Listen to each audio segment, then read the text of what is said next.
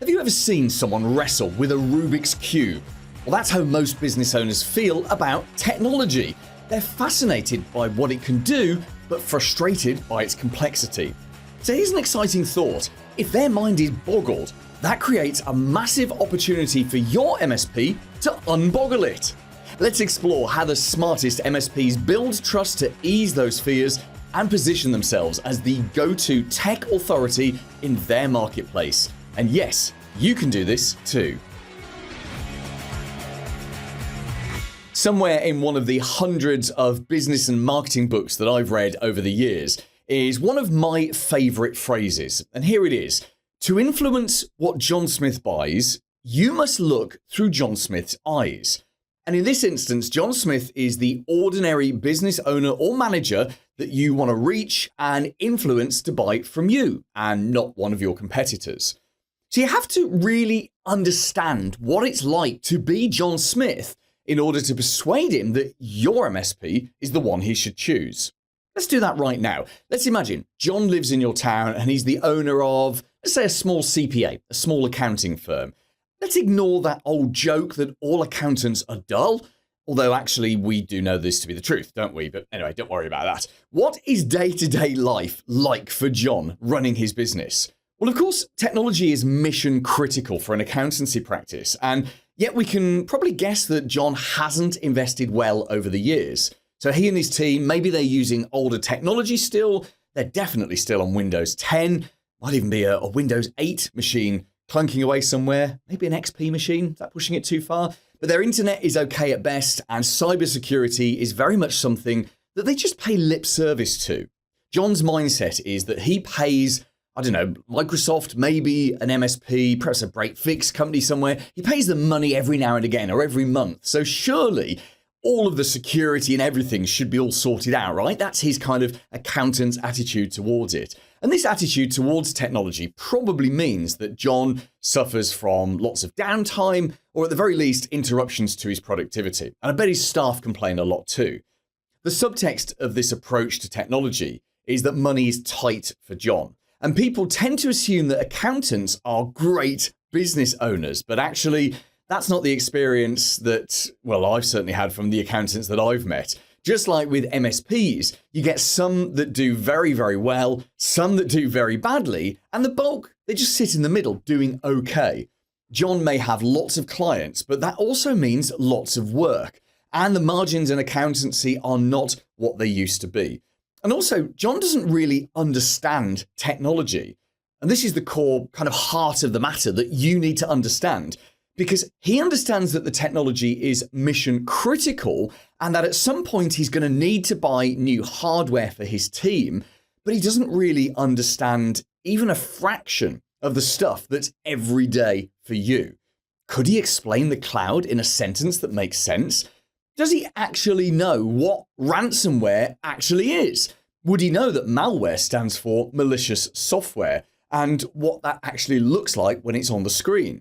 And don't even get me started on phishing. We all know that phishing is going to mean something completely different to him. The point here is that to win John's business and to have any possibility of changing his attitude towards his technology and getting him to invest in his business properly, well, you must understand all of these motivating factors, all of the stuff we've just talked about. Selling managed services to the average business manager or owner is rarely about the technology. It's about what they do with the technology and how it helps them win faster or holds them back. When someone doesn't understand the thing that's really, really important to them, your job as the person influencing them is to position yourself as an authority in technology and then reassure that person that they can make brave decisions and they can make these decisions because it will all work out okay. How do you do that?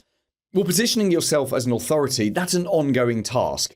Just look at what authority figures do. They write, they speak, they are published, they are interviewed, they are known for giving advice and answering questions. And there's no shortcut to being seen as an authority figure. You have to do the hard work, whether that means buying in pre-written content and putting your name on it or actually generating your own content. There's no other way around it.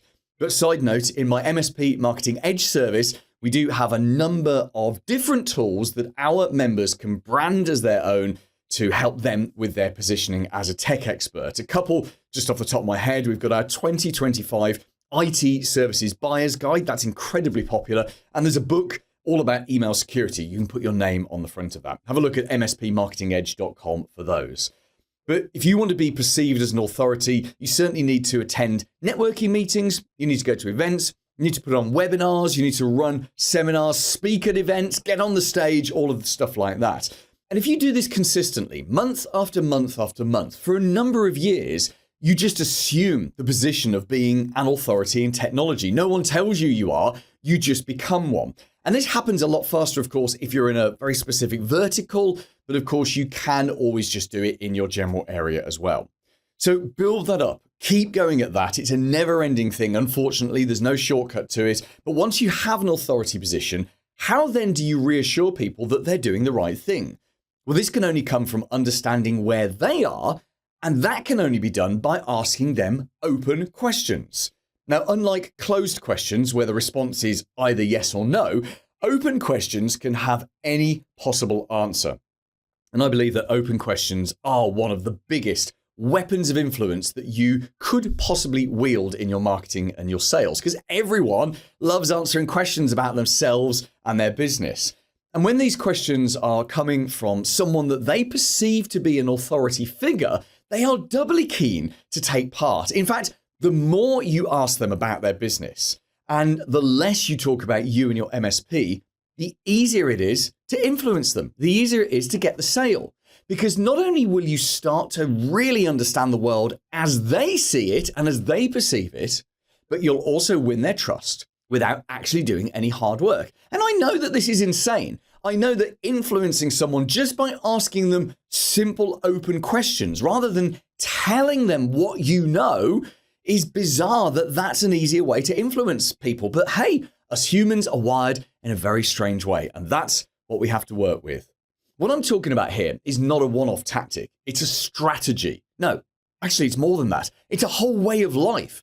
It's you deciding that you want to be perceived and recognized as an authority in technology. And you want to influence people by being intensely interested in them and their business. You can start doing that today, and I highly recommend that you do. Paul Green's MSP Marketing Edge.